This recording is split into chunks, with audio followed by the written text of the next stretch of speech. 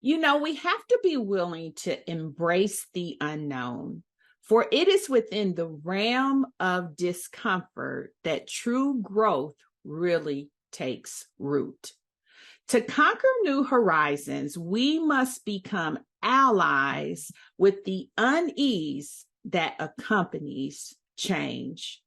Just like a diamond forms under pressure, our strength and resilience flourish when we venture beyond our comfort zone. You see, our path to greatness is not within what's familiar, but it's within our willingness to confront the unfamiliar. This is why the phrase get comfortable with the uncomfortable is really a call for us to stretch and grow. And the more we allow ourselves to lean into that, the more we can accelerate ourselves and get to new heights in our career and life. And today we're going to talk about getting comfortable with the uncomfortable. Now let's get into it. For the longest time, I secretly wanted more. I often found myself shrinking to fit in, settling for what was comfortable, and even selling myself short. Once I finally accepted that we deserve success and we are blessed with the power to achieve it, I stopped playing small. I'm serious about building a life I love, and you should be too. I'm Denise Taylor of DeniseTaylor.live, and welcome to Embrace Your Power. I help women prioritize themselves, their success, and their happiness. Now let's meet this week's achiever, whose story will inspire you to embrace your power and go. Well, hello there. It's Denise Taylor here. I'm always excited to have you join me each and every week right here on Embrace Your Power. Now, this is the place where you can count on me to always encourage you to build a life that you love. You see, around these parts, we believe that God has given us the power to do it. And when we embrace our power, we can be, do, have, and achieve anything that we want. Now, I do believe you will be divinely inspired to go after the things that God wants to partner with you to do in your life. But here's the good news. When you do that, you will experience satisfaction and fulfillment that is going to light you up from the inside out. And that's exactly what I want for you. I want you to experience being lit up from the inside out. Now, season 2 of the podcast has been focused on your career success. And you may be asking yourself, Denise, how does career success fit into building a life that I love? And I'll tell you, we spend a great deal of time at work, preparing for work, coming home from work. And that investment of time should yield a good ROI in your life. And so in this season, I am talking about how to accelerate your career success. I want to ignite your desire for promotion. I want you to be sitting in the seat of influence and decision making so that you can be a blessing and open the door for others. When we take up space, we position ourselves to open the door, to welcome to the table, to bring into the room others who look like us so that we can begin to be a blessing in their life. And that's what I want to inspire. I want to inspire you to have the desire to get promoted so that you can be a gateway and lifeline for someone who needs a helping hand. And so in this season, I am talking a lot about what it takes for you to have success in the workplace. I want you to achieve the career success that you want and deserve. And chances are you may have given up on that hope and dream, and I want you to take it back. I want you to take it back and take ownership for bringing it to pass in your life. And more than that, I want to help you. I want to help accelerate your success. So that's the reason why I am having these incredible conversations conversations right here on the podcast where these women are showing up and dropping gems of wisdom that will help you. Now, I told you at the beginning to get a journal because I knew there was so much good stuff coming. And so if you got your journal and you labeled it Embrace Your Power, it's time to grab it because we're going to jump into an incredible conversation today. Now, before I get into it, I have to tell you more about the success superpowers because around these parts, we just don't talk about success.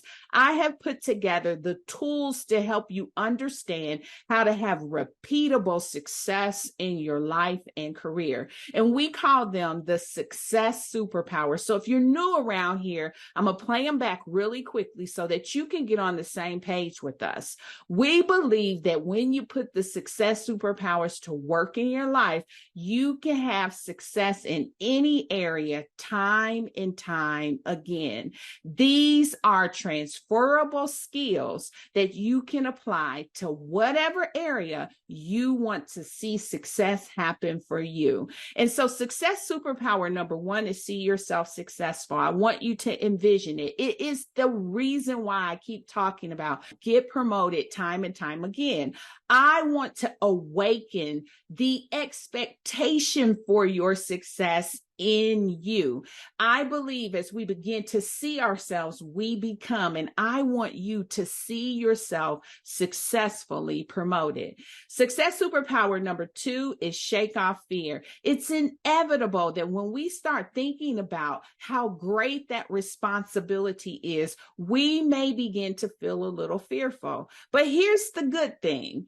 Fear as an emotion is just a caution. It does not mean stop. When we go back to the truth of who God created us to be and the power that He has given us, we can shake off fear. And so the way we do that is we go back and we ask ourselves, who did God say that I am? And what did God say I could do? And we use that truth to shake off fear. Number three is do the work. Now, I wish that we could just dream it, we could wish it, and we could hope it. But the reality is we've got to put our hand to the plow and work it. We got to get busy doing the work to bring our vision to pass. But here's the good news. It comes with a promise. God said that He would bless the work of our hands, but He gives us more on the way than He does at the start, which means that we need to get in motion and start to take actionable steps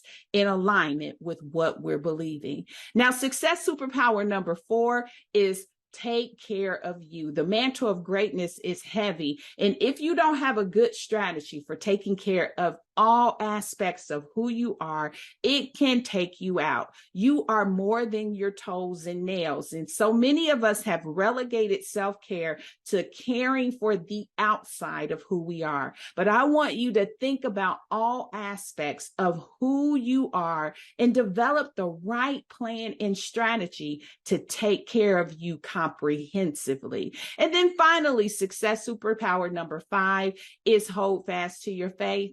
Our faith is one of the powerful assets that God has given us to help us persevere. When we're trying to get to that end goal, it is our faith that helps us go the distance. And so when the days seem dark, it's your faith that's going to give you light. When you seem overwhelmed, it's your faith that's going to help you persevere. It is your faith that's going to make the difference. So keep it close and hold fast to it. Now, the success superpowers, again, are something that I talk about each week because I want you to know how to put them into practice. Now, I've got an incredible guest joining me today to talk about her career experience. And I'm going to tell you a little bit about Shanta, and then we're going to jump into this amazing conversation that I had with her. Shanta is a wife, a mother, and a people-first leader. She is an enterprise change leader who brings 20 plus years of expertise to the table. She has led multinational teams in the finance and energy sectors through acquisition, integration, strategic program and project management, professional development and skill building, as well as establishing DEI frameworks for organizations. As a recognized DEI strategist, Shanta is a change leader and project management executive. She emphasizes trusted relationships and she leverages her uniquely positioned project management background to close the gap between strategy and execution. She's a sought after speaker, panelist, and professional, and she and her family reside in the Houston area. I am so glad to bring her to the table to talk more with us today. So let's get into that, and I'll see you on the other side. So I'm so excited to have Shanta join me today. We're going to have an incredible conversation, talk a little bit about her career journey. She's got some really great experiences that I think we can glean some nuggets from. So welcome to Embrace Your Power, Shanta. And if you don't mind, use your own words and introduce yourself and briefly walk us through your professional career. Absolutely. Thanks, Denise, for having me on today. Much appreciated. So it's Shanta Eaden. I'm a native Houstonian, a mom, a wife here in the Houston area, and also a business owner. And so started out really in my high school days, getting started with co-op programs, working in corporate America, banking industry, then oil and gas, and then now I've called this my third gig as a business owner. And so really happy to join you today. Thank you.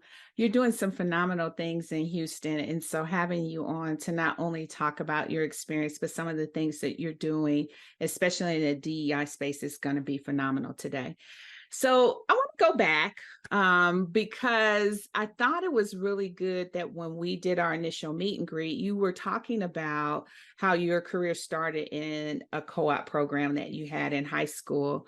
And I know for myself, and as well as the experience with my daughter, that was a real foundational piece or element to how we were groomed.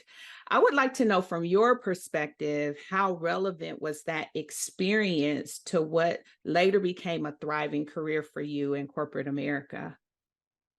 I think it was life-changing. And it actually started even before that. I grew up in an all-Black neighborhood, went to an all-Black school district, and my mom was an educator, and she decided that she wanted to change school district, and it was moving us to a school district that was much more diverse and had a lot more resources available to us. And honestly, at the time, I didn't like her decision, but it turned out to be really life-changing because it gave me an opportunity to get to know more people, more cultures, get exposed to different experiences. And that's how I got into the co-op program.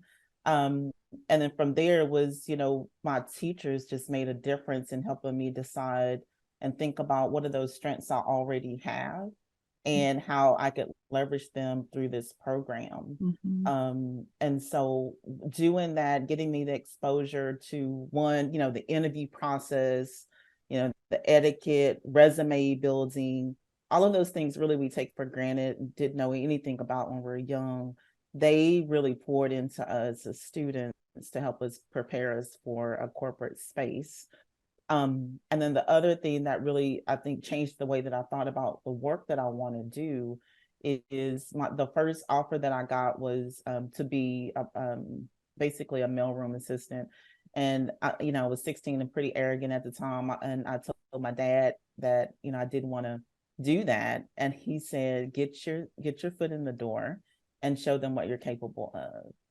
And that has stuck with me over the years to say yes to challenges and to stretch myself and to begin to just continue to demonstrate my capability, and everything else will fall into place.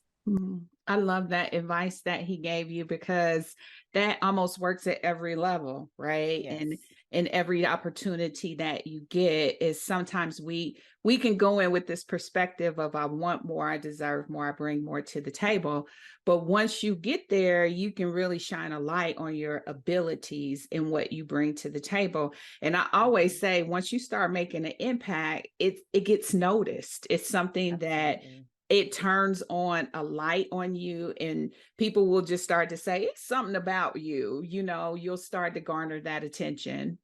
Absolutely. And I think that's also, leaving into from that co-op work into getting into the banking career, literally starting as a teller, and then moving my way to managing operations. That was exactly the case. It was, they see your drive, and the work that you're doing, the level of excellence that you really commit to everything that you do. So when something new came up, it was like, oh, give it to Shanta, because I had a positive attitude.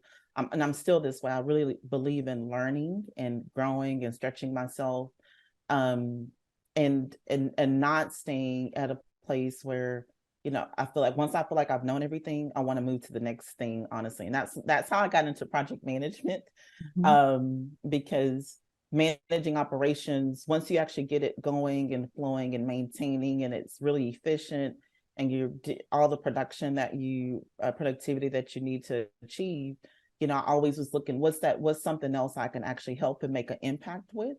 So Mhm. I'm raising my hand for projects and things that they need to have done. And so, that, great, honestly, just gratefully, that is what's led me through my career, as a CEO and business owner now.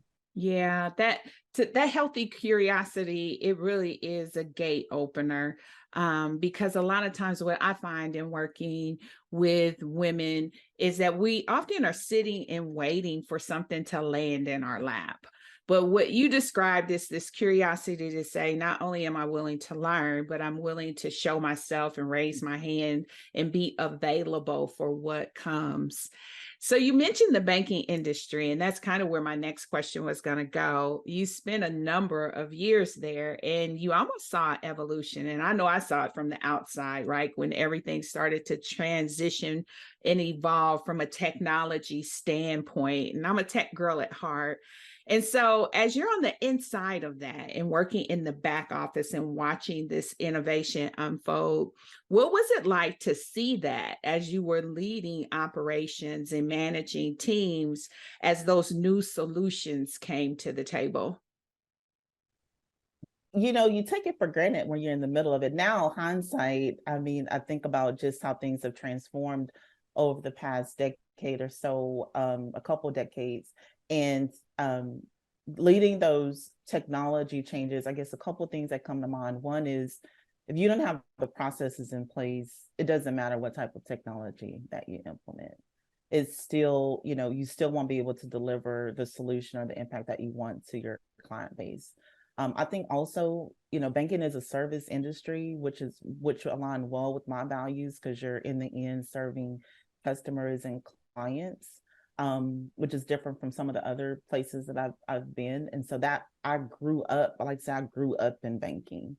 I Mhm. grew up being a servant leader because we were all about service and teams. Mhm. The other thing is that as technology evolved, even if you had a great team, they may not have been the right team to actually enable the technology and continue to lead us into the future. So that helped me really being a people manager, really understanding how to rely on people's strengths and harness, their power, and really tap into those things that can actually help us within the workplace. And then also that was great for them, because you can tell when they're not struggling, it just wasn't a natural fit for them.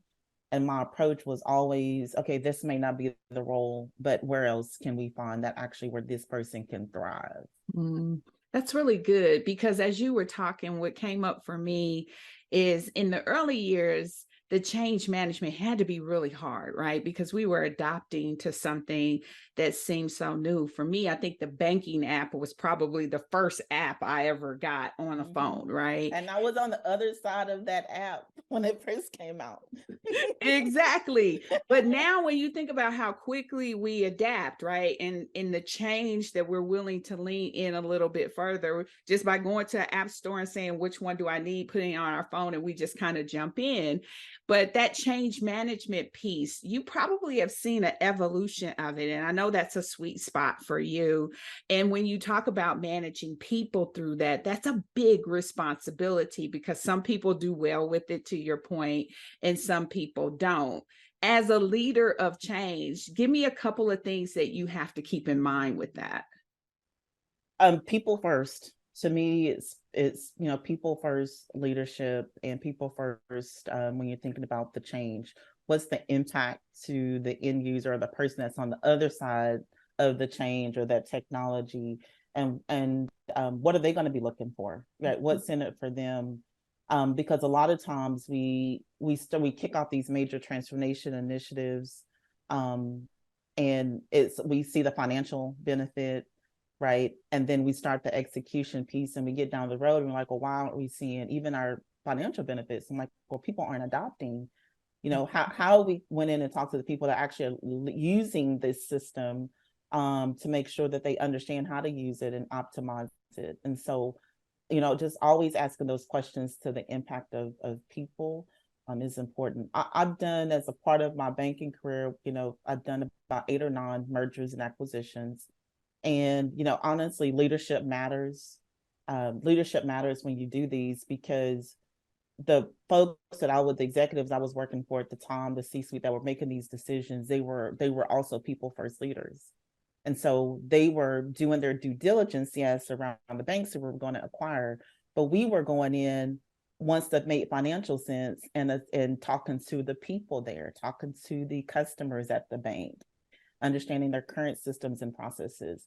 And for that, I would say we had 8 successful mergers and acquisitions. And with banking, there's no mistakes. Like when you cut over, everybody's money need to be in the right place. So so really, again, growing up in banking and getting that instilled in me, my early 20s, just really has led me to be, I think, the person and the leader that I am today. I mean, I don't take that for granted. Absolutely. I think once you get that core skill of project management and people management with care, right? Because I guess you can manage people without a sense of care, like you've described, being conscientious to do, you can elevate pretty quickly, because it's not something that everybody leans into and does well. And so I'm not surprised that you've been able to garner a lot of success, even from getting your foot in the door all the way till now, by just being willing to be available for that. So I think that's pretty awesome. So now you hit a point of transition and felt that that was necessary. What was the hardest thing you faced shifting from banking into oil and gas? So I think the first thing is I was comfortable in banking, and sometimes we get to a comfortable place, and I really had to listen to what my intuition, my gut, my spirit was actually telling me to do, and it was telling me I needed to do something different, something more. And so listening to that was the hardest thing. First was just recognizing, okay, I'm comfortable. I need to get uncomfortable. I need to go out and learn something new and something different. And so project management, again, as a certified PMP too, is like, you could do this anywhere. It's really transferable. So when I decided to go into the oil and gas industry and build out project management offices and lead out transformation teams, it was the same type of work. But what I wasn't prepared for was the culture shift. Again, I had grew up in banking. We all knew each other, different banks, even within different cities within the US, because we all worked together in different associations. And then you get into oil and gas, and it was just its own separate culture, the industry itself. And nothing negative to say about it. It was just different, and I was not accustomed to it. And so that was the hardest challenge, is that, getting thrown into a different culture that I really wasn't prepared for, or at least I didn't think I was.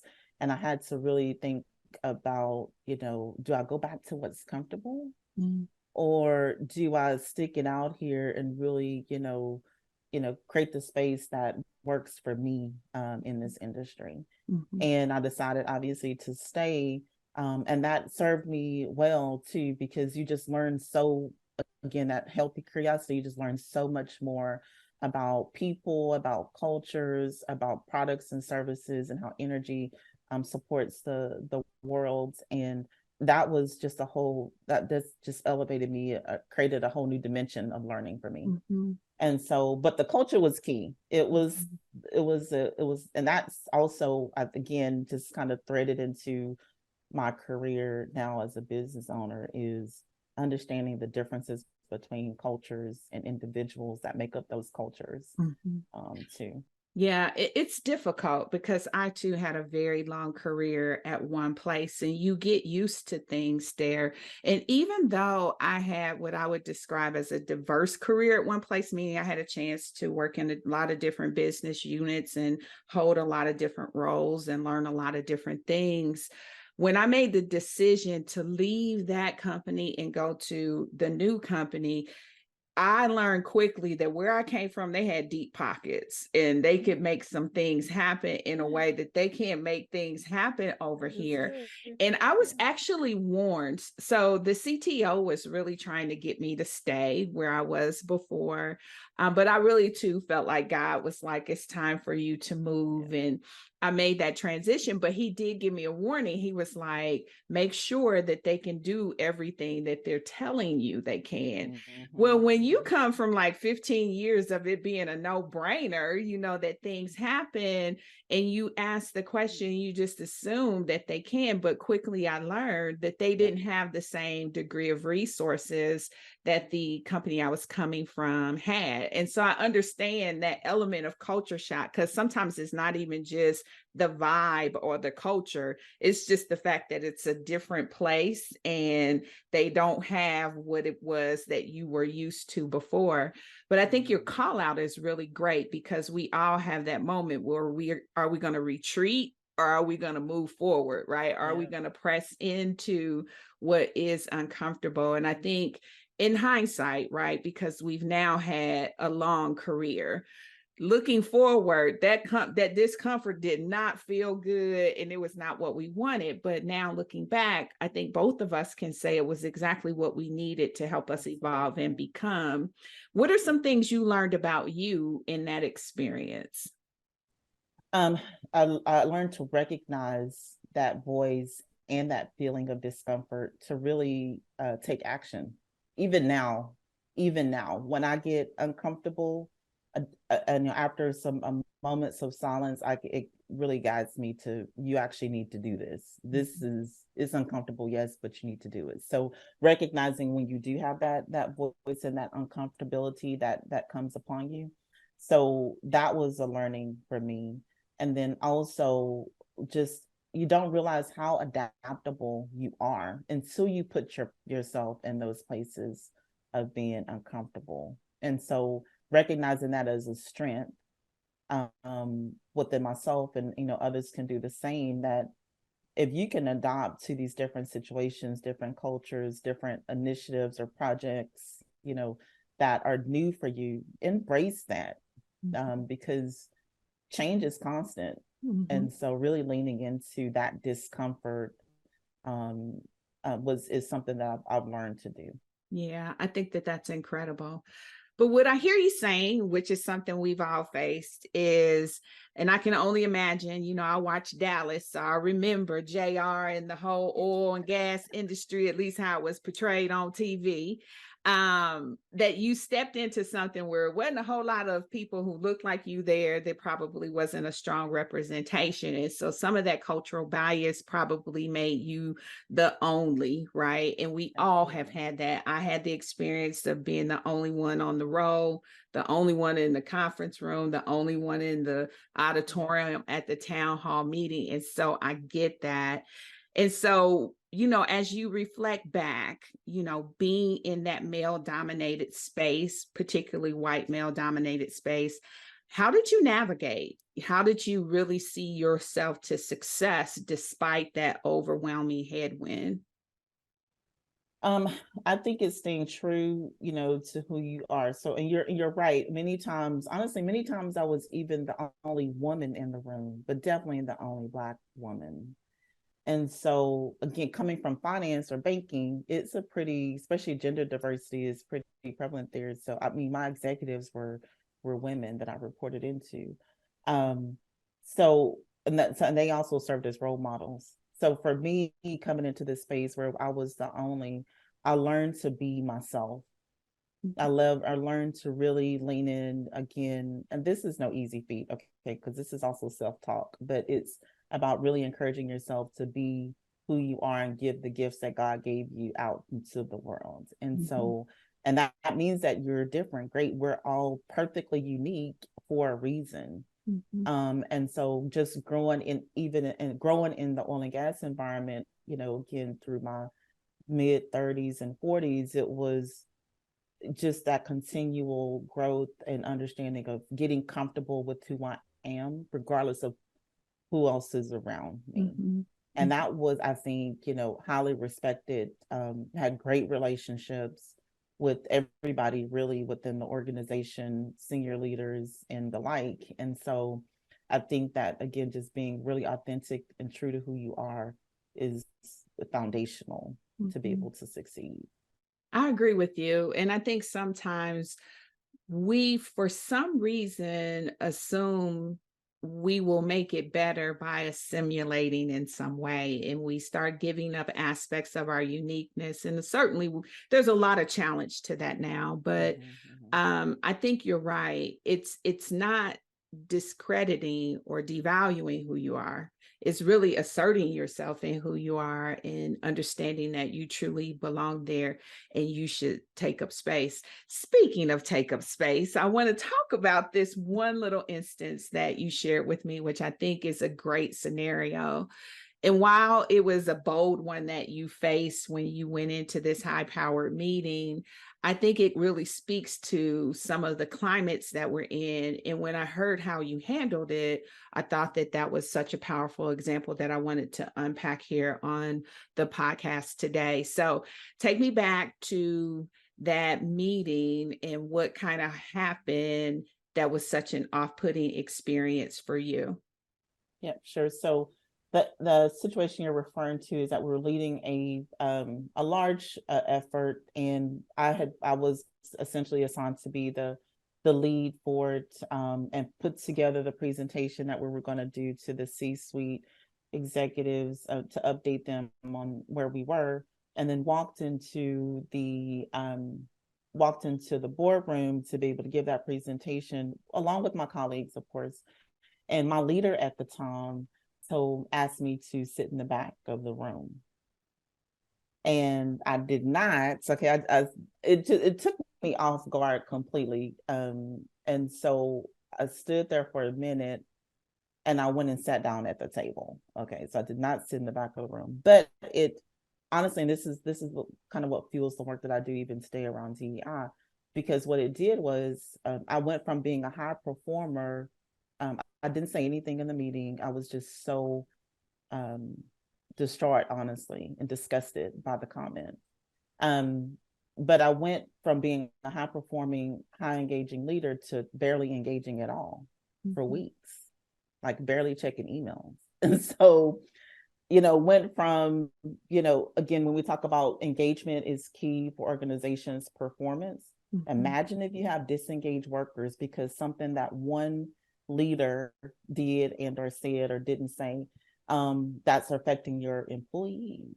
And so I disengaged for weeks until I made a decision that, again, I can either let this determine, how I show up every day, or I can make a difference where I can.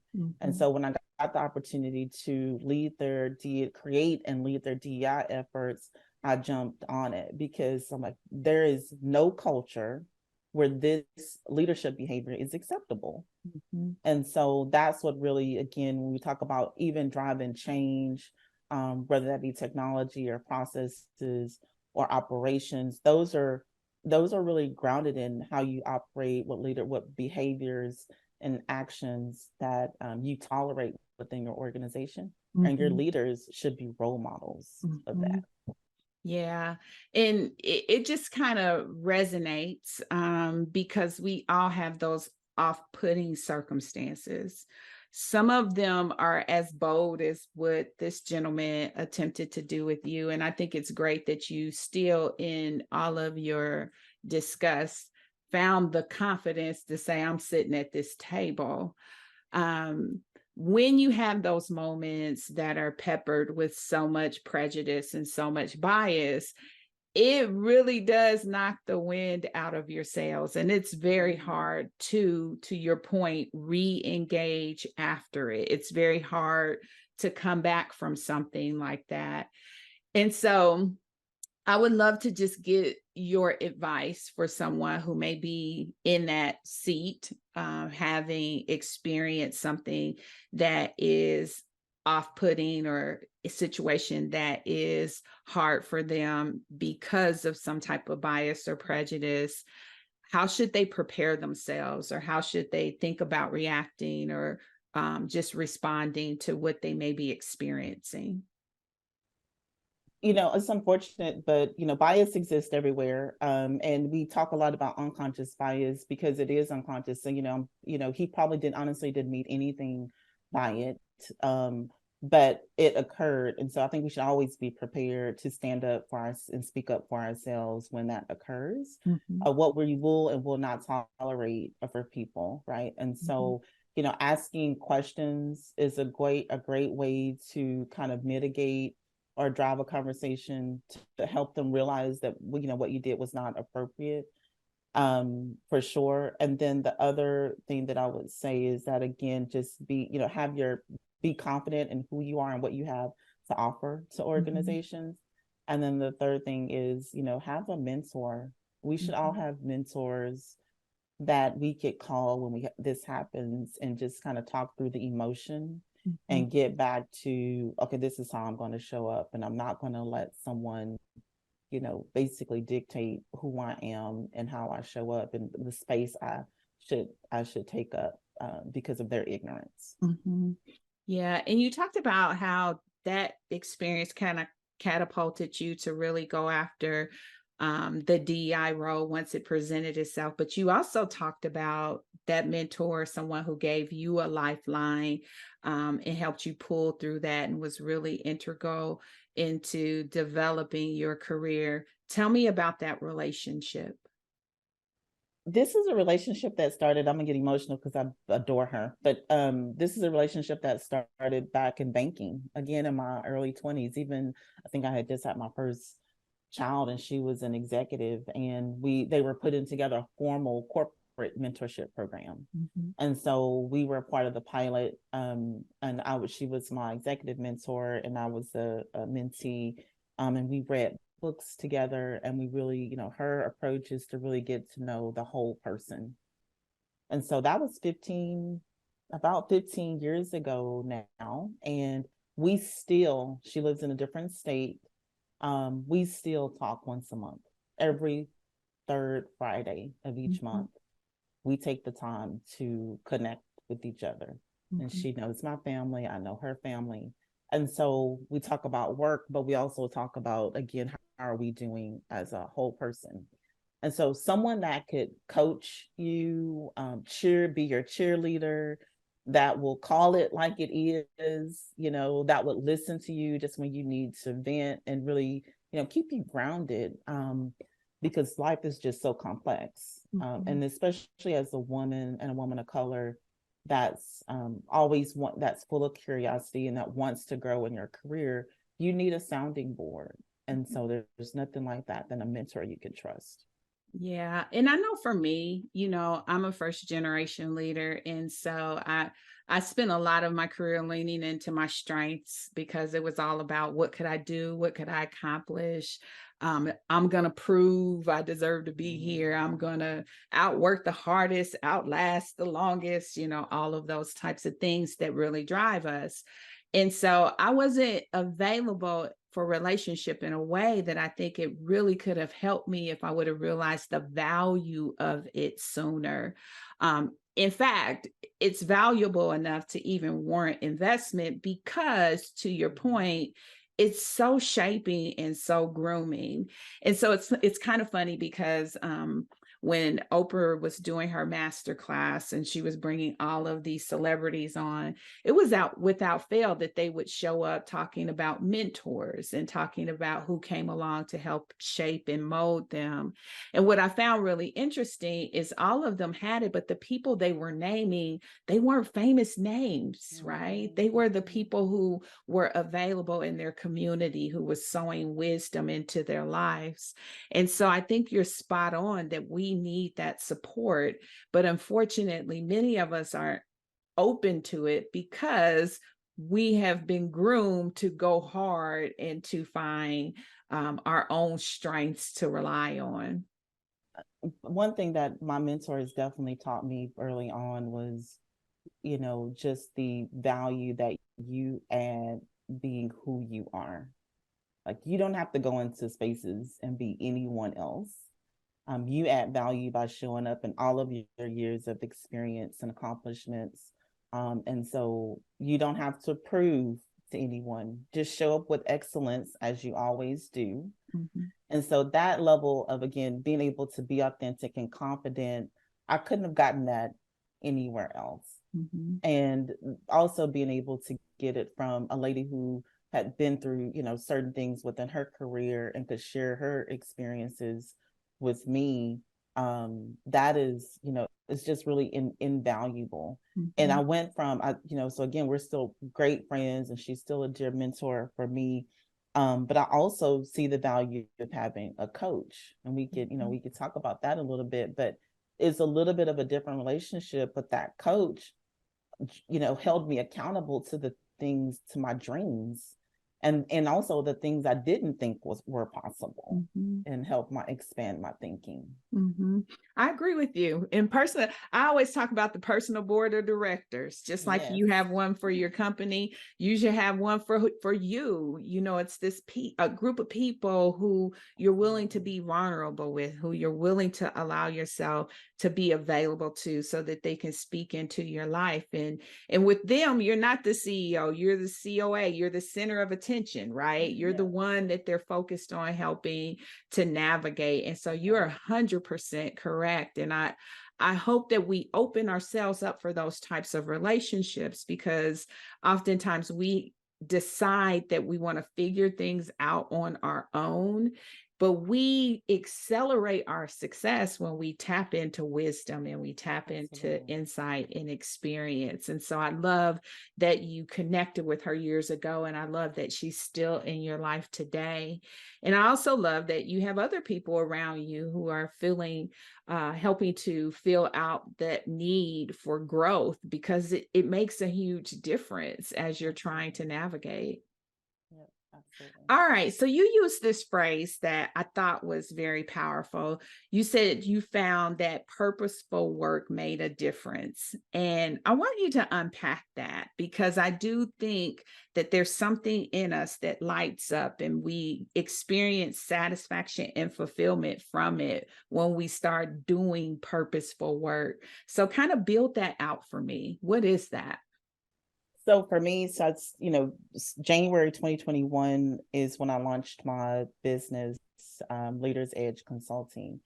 And before that, I would say leading up to that, it was, I worked for a small startup company. And really, and the reason why I went there, left oil and gas and went into there, is because I wanted an opportunity to serve more. So to be able to serve different organizations, still leveraging my project and change management operational background, but then also being able to support their diversity, equity, inclusion efforts. And so I leaped out of oil and gas to do that, thinking, okay, this, and again, it was that feeling, Shanta, it's time for you to do something else. And I thought this was going to be it. And what I realized there, that there was still a gap that exists. And still, in the 6 months I was at the startup, thinking God was still telling me there's more impact that for you. There's more purposeful work. And so really, and what he told me literally was, what if your next was now? What if your next was now? What would you be doing to do this purposeful work that you want to do? And for me, it was, most companies wanted to do something around, a diversity, equity, inclusion, but those leaders didn't know even where to start. They didn't have the capability or resources in-house. They didn't know where to start. So that's how Leaders Edge came about. It was, how do we create this organization where we're providing fractional leadership to organizations to help them figure that out. So now we help them develop their strategy, really about shifting culture. And with these diversity, equity, inclusion, belonging elements, how do we shift the culture? So this is just who we are and how we operate. And when you do it from that point of, we're shifting the culture where bad leaders just won't survive, right? Honestly, they're going to be equipped to do better, and they're either going to want to do better, or they won't survive. And I've heard CEOs say that they, the people that don't get on board with this work, they will be squeezed out, because we want a culture where everybody feels valued and respected, which is the opposite of what I felt in that conference room at the time, right? So that's, to be able to wake up every morning, thank God, and be able to support organizations in that way is it doesn't feel like work. It just doesn't feel like work. I'm doing what I'm supposed to be doing. And so, anyway, that's been really meaningful for me in the past couple of years. That's so awesome. And I love how, even though you had that short stint at the startup, how you kept going back instead of retreating back, or kept going forward instead of retreating back. As you were talking, it reminded me of the story in the Bible where Jesus had held the guy's eyes, and he told him, "What do you see?" And he said, "I see trees as men." And then he touched him again, and he said, "What do you see?" "I see men." And I think what you were sharing is, you could sense you were being wooed, and you made a move, but it wasn't the right move. But you weren't hesitant to say, "Okay, God, I know I hear you. So what should I do now?" And he said, Yes. "Pivot again," right? Yes. And then with that pivot, you ended up in this amazing space with your own business, being able to make impact in very purposeful and heartfelt ways. Tell me about some of those first steps to starting the business, and more about the firm. Let me say two things. One was, when I decided to leave oil and gas, it was the same feeling that I had when I decided to leave banking. It was, you're comfortable, you have relationships, why are you leaving? And to your point, I was being wooed. And I don't regret the time that I spent at the startup, because had I not been wooed to the startup, I would have never taken the leap to be able to start my own business. And so for me, again, I'm grateful for all the times, all the ups and downs, because it's led me into this space that I am in right now. So Leaders Edge Consulting, like I mentioned, is really is an enterprise change organization. So we help organizations execute on their strategic priorities. I will say, so we do project management services, or fractional kind of business transformation leaders. Your leaders are all tapped out, so get a leader that can come in and work part-time, at a fraction of the cost, to help you execute on these transformations. But 70% of my clients are around DEI, and it is the CHROs and CEOs, again, that want to do something around DEI. They can't maybe even afford to get an approval for a full-time person just yet, but they don't have the capability in-house just yet. So then they hired me to come in and help them and basically be a integrated and embedded into their team, responsible for outcomes and results as it comes to DEI. And so I get a chance to work with people across their organization as if I'm an employee there. I'm really driving that effort. And then in many cases, I either help them then, as we mature a bit, help them hire somebody on full time, and then I step back and be in an advisory role. Or I've helped chief diversity officers basically start their DIB office and help fill the team and advise and coach them. So it looks a little different for every organization because every organization is at a different place. And so I like to say that we provide fit for purpose solutions. But my niche is around, I'm not just going to help you create the strategy. I'm a project manager at heart. I'm going to help you execute the strategy. And we're going to measure our performance and how we're tracking. And we're going to have those difficult conversations. And, it helps having a third party that can come in and facilitate these discussions and help move the organization forward. So DEI fractional leadership, that includes I help companies create employee resource groups and/or and we could talk about that. And I also maybe coach their ERG leadership team and provide them with trainings. Also, that second pillar is around project management services, and then that third pillar is around coaching. And I, inherently do coaching with leaders as I do this work, consult with them, but I also really enjoy coaching mid-career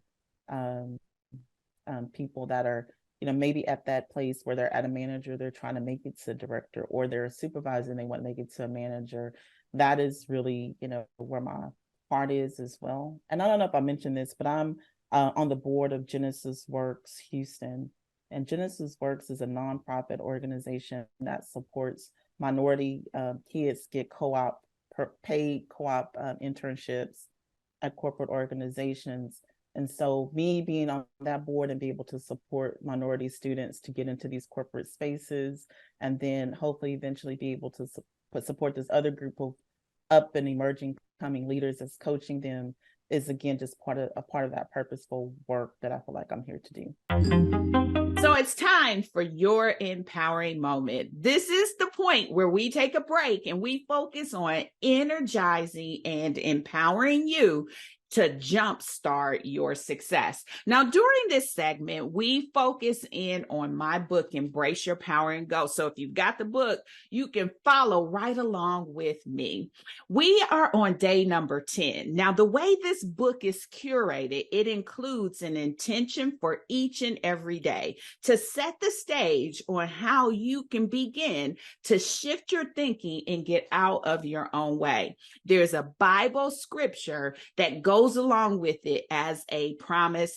There is a passage that I have specifically penned for you, and we wrap all that up with an affirmation that you can speak into your own life. On top of that, there's a section for you to capture your thoughts and set goals. This is the resource that's going to help you make some progress towards the goals you want to achieve. Now, we have been unpacking each and every day of the book over the last few weeks. We're on day number 10, and the focus or intention for day 10 is faith over fear. The scripture reference that is tied to day 10 is this: for whatever is born of God is victorious over the world, and this is the victory that conquers the world, even our faith. That's 1 John 5:4. Now, as you can imagine, the passage I penned for that day is going to energize your faith and really come after your fear.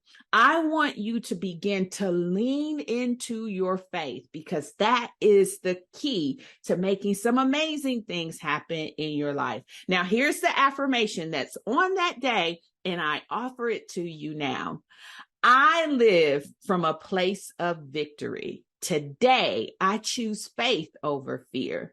My faith is anchored in God, not in what I can see or how I feel. All things are working together for me. I am born of God, victorious, overcoming, triumphant over fear. Yes, I choose faith. That's what I want for you. I want you to choose faith and press towards your victory. Now, if you don't have the book, that's okay. You can put your Prime to work. It's available on Amazon now. And on top of that, if you are ready to get out of your own way, lean into your faith and jumpstart your success, well, I invite you to set up time with me. I would love to be a part of your success journey. I would love to be a part of helping you to achieve what it is that you want and build a life that you love. Now, it's real easy to do. You can access my calendar directly at www.callwithdenise.live. When you go there, it's going to open up my personal calendar to you. You can book a time that works for you, and I will give you a call on the phone and we can talk more about what it is that you want to achieve. Now, let's get back into it. Okay, so now that we're back, I want to jump into really pulling some of your advice in a very targeted way. So one of the things I talk about are power leaders. And to me, a power leader is a woman leader that's looking to accelerate her career in corporate America. And so I'd love to get some advice from you for her. What's your best advice for women who are feeling stretched? So it could be by transition or opportunity, or they could be stretched by pressure to perform. My main advice is, one is, set boundaries for yourself because as women, we tend to want to please, frankly, everybody. So set boundaries, know when to say no or not yet, and really assessing the work that you do take on where it's possible. And don't be afraid to have those conversations around boundaries with the people that are giving you the work, for sure. And then the second thing I would say is, continue to lean into those natural God-given strengths, right? And be authentic and true to those things. Because when you do that, again, it doesn't manufacture some pressure. You're doing what you're intended to be doing. And I guess the third thing is that I do not believe in creating this pressure for myself. So I have goals, yes, but also know I have 2 kids and a husband and a business to run. And so I'm really, really keen on creating the right balance that I need day to day in order to sustain and take care of myself. I'm a believer in that too. I can't say I always manage myself well, but I got it now, girl, and I'm not letting up on it. But this is why the fractional lifestyle is beautiful, right? Because I know exactly how many clients I could take on at a time. And I do have a team now of consultants on the bench that can help as new clients come on board. But that was the lifestyle that I chose. And once I made the decision, there's no going back. It just gives me the space I need. Absolutely.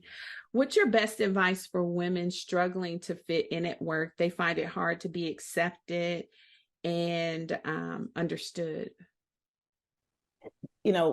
I think, one, we need to assess the cultures that we're in. And is it the culture that's going to allow you to be who you are within that workplace? And then I would say the second thing is sometimes we create these pressures for ourselves because we are worried about what other people may think. And frankly, they may not even be thinking about us. And so really just eliminating, that pressure of how are they perceiving me? And again, just going into I'm just going to be me, and I don't know if you read the 4 agreements, but really not taking things, those 4 agreements also changed my life. That was one of the things I read with my mentor. But not taking things, personally and just showing up and being my best, whatever that looks like every day. But that's a great book for people that are really struggling with, wanting to be everything for everybody. I love that book. It was really good. So what's your best advice for women wanting to advance their career and get to the next level? Create a plan. What is that you want to do? And create a plan. What is it going to take for you to be able to do that? What networks, what relationships, what learnings, what trainings, and then don't be afraid to do the thing that makes you completely, uncomfortable, because that one thing may be the thing that really leaps you into the future that you want for yourself. And so, but create a plan, write it down. When I started the business, I didn't just turn in my notice. I literally, worked on what does that success look like for me? And what did I want to, what impact did I want to make? What clients did I want to work for? Companies I wanted to work with? What networks I want to be a part of? What nonprofits, and missions that align with my values that I want to be a part of? And I had a whole plan of the things I want to do, and I reflect on that often, honestly. That's so good. So one of the things I talk a lot about are power leader skills. And essentially, these are the things that I believe women of color in corporate America must know how to do pretty well. There's 12 of them, and I won't have you respond to all 12. You'll give me 3 numbers between 1 and 12, and whichever numbers you give me will be the ones that I ask for your advice on. So what are your 3 numbers? Okay, I'm going to say 1, Okay. 5, and 10. So here we go. What's Okay. your best advice for how to read the room? Listen. That is an Listen, excellent piece of listen advice. and observe Mhm. the two things, and actively listen. So that those are the two. That's It's really that simple. Mhm. Yeah. What's your best advice on how to speak up without being overpowering? Oh, that's a great one. It'd be interesting what you think about this. But for me, again, we need to take up the space that God created us to take up. So don't shrink to make other people uncomfortable or Mhm. comfortable, right? So don't shrink yourself. But again, I I'm also pretty direct. So I believe in being concise, factual, and asking questions, right? And so again, you know, not to dominate the conversations, but really lead with curiosity and ask questions. I like to say, and one of my mentors told me this before, is keep them in the question. Mhm. Keep them in the question. And Mhm. so that creates dialogue amongst two people versus someone dominating a conversation. Yeah, I love the advice you gave. And only because you asked, will I say what my thoughts on this particular one is. I think we have to speak up in the voice of our authority, but not be arrogant. And I Mm-hmm. think we also need to make sure the room is coming along with us. So, to your point of asking questions and looking for those cues and making sure that they can play it back or that you're pulling them in, you can still show up with the boldness and confidence that says you have things under control, but you don't have to bulldoze to do that. And I think one of the things that actually one of the really good bosses that I had once told me, he said, Denise, you get things done, right? And he says, somehow you can bring all these people together and get things done. Mm-hmm. And it takes a degree of ownership, but you cannot do that across the masses of leading projects, to your point, or leading initiatives, unless you're able to secure a relationship with people, bring them along, and Mm-hmm. allow them to be confident that you got it and that you know what you're talking about and not dismissive. And it's an art to it, but you definitely can do it if you put forth effort and intention on leading into it that way. So that's kind of my thought with that one. That's kind of how I train to it, is for them to don't give up your authority, right? Don't give up your confidence, but don't be arrogant, be a leader in that moment. So that's my opinion on that one. All right, here's the last one for you. Give your advice on how to ask for what they want, the women leaders, and get what they're worth. Someone once told me people can never pay you what you're worth, right? That part. But I would say that don't be afraid to ask for what you want. And if you're showing up every day, again, you're delivering with excellence. I like to say you're somebody that people can count on. Mm-hmm. Then there's, when you prepare for that conversation, you're going to get what you want at the right market value for that, whatever that role is. And I share a really quick example. When I first came into oil and gas, I was not clear about the premium that you get when you come into oil and gas. But I quickly realized that even with the jump that I went from banking to oil and gas, I still was not getting paid at the right rate. I had delivered everything that I said that I was going to deliver in that first year. I outlined that. And then I said, this is the market rate for this role in this industry. And I asked for a market adjustment based on what my performance. And again, I'm credible because I've done everything they said that I was going to do, or we agreed that I would do.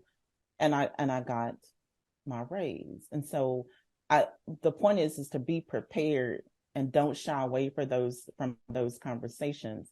But if you're consistent, right, and you're showing up as someone that people can count on, they know that you're going to continue to deliver. And so there'd be no question if they value you. Yeah. That your example is one that I sat on the other side of the table to. There was a young lady who was on my team, and when we first hired them or brought them onto the team, they were contractors, right? And so when we converted her from being a contractor to a full-time employee, we gave her a little bit of a bump and we brought her on. And she did exactly what you said. Now, the reason why I'm sharing this story is because there could not be a more meeker, milder person than Rachel, right? Rachel was very meek and mild. She was a little quirky. If you remember Punky Brewster, she's kind of like Punky Brewster. But even in this money conversation, she still realized that she was owed more, and she came to the table and was willing to bring her ducks in a row and have the conversation. And when she did it, she got me onto her team to honor that and go to bat for her being brought up to market, right, in terms of her pay.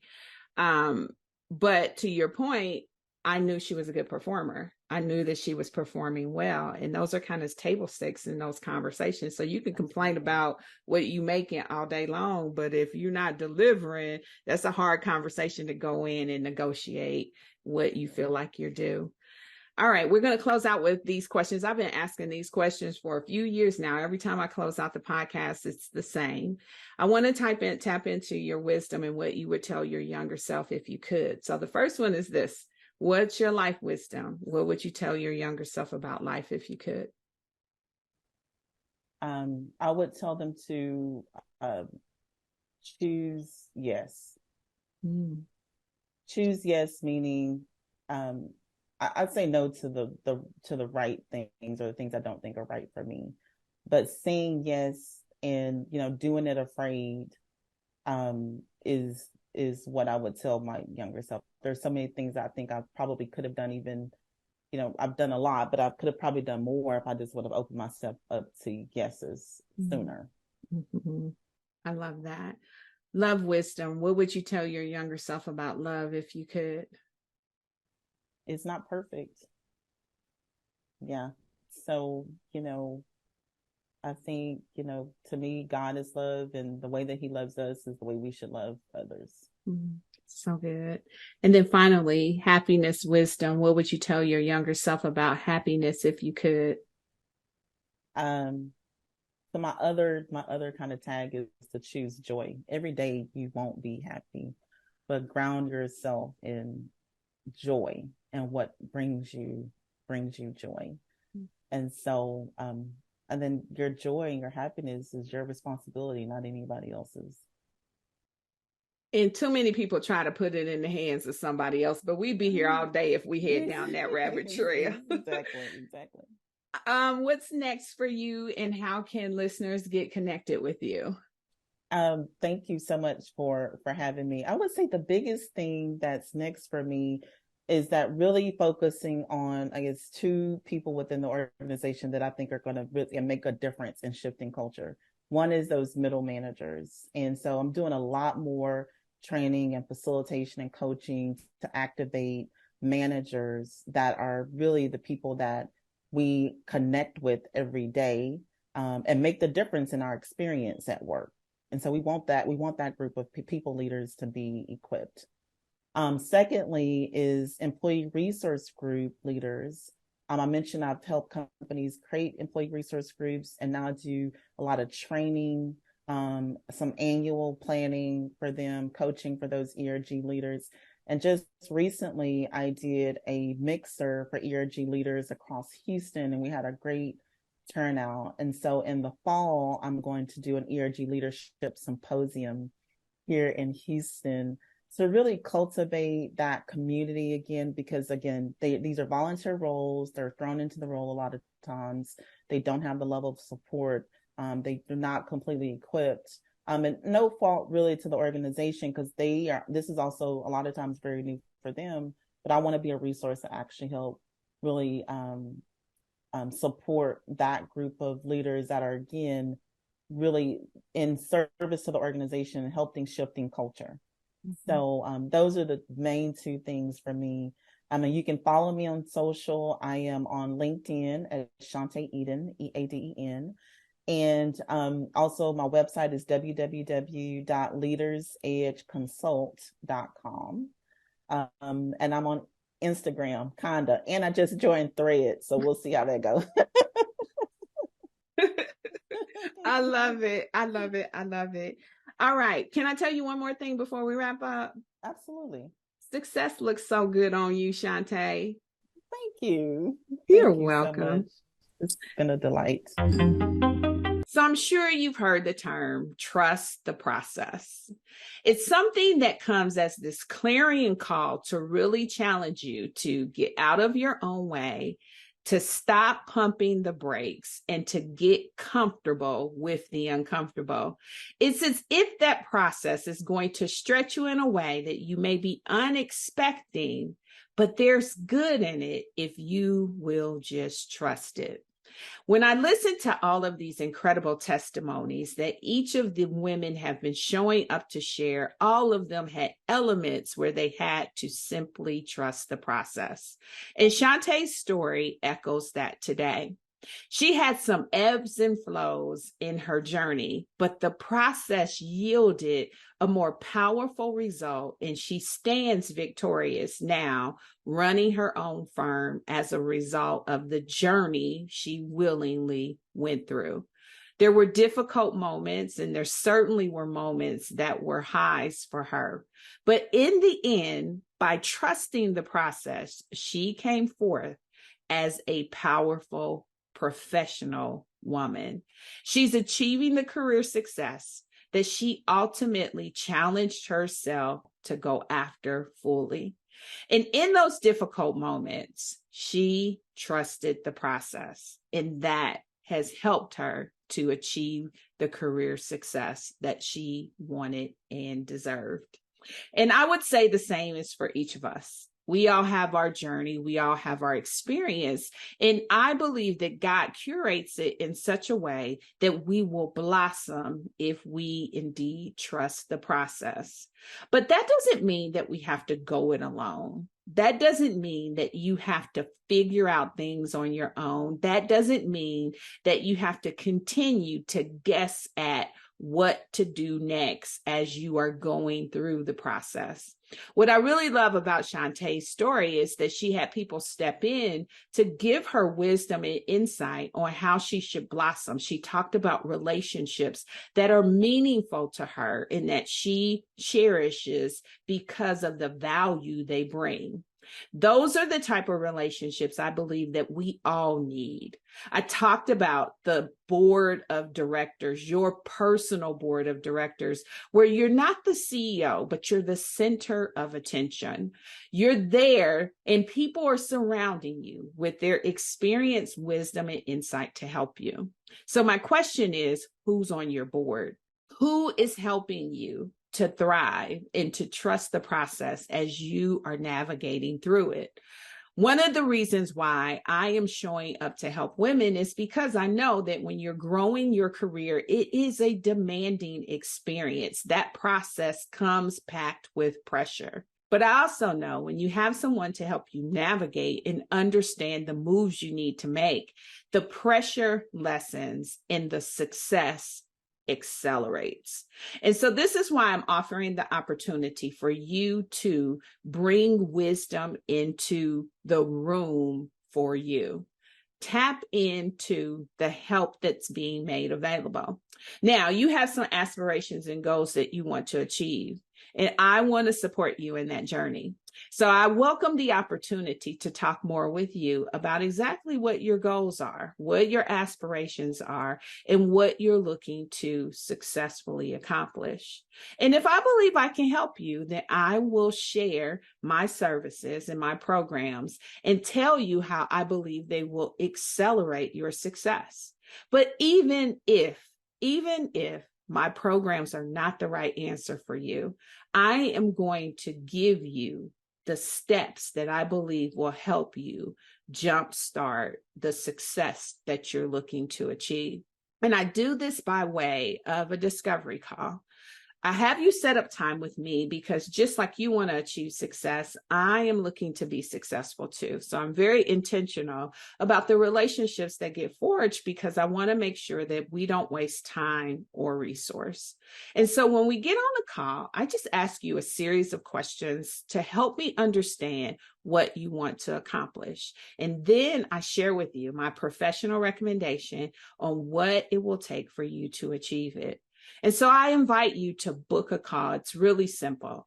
When you go to www.callwithdenise.live, you will access my calendar. From there, you can select a time and day that works best for you. And to make things easy, I give you a phone call. I call you and we talk, and I get a chance to understand what it is that you're looking to achieve. And then I'll share what I believe your best next step is so that you can accelerate your goals and achieve the career success that you want. So I am so excited that you've been locked into this series because there's been so much wisdom shared.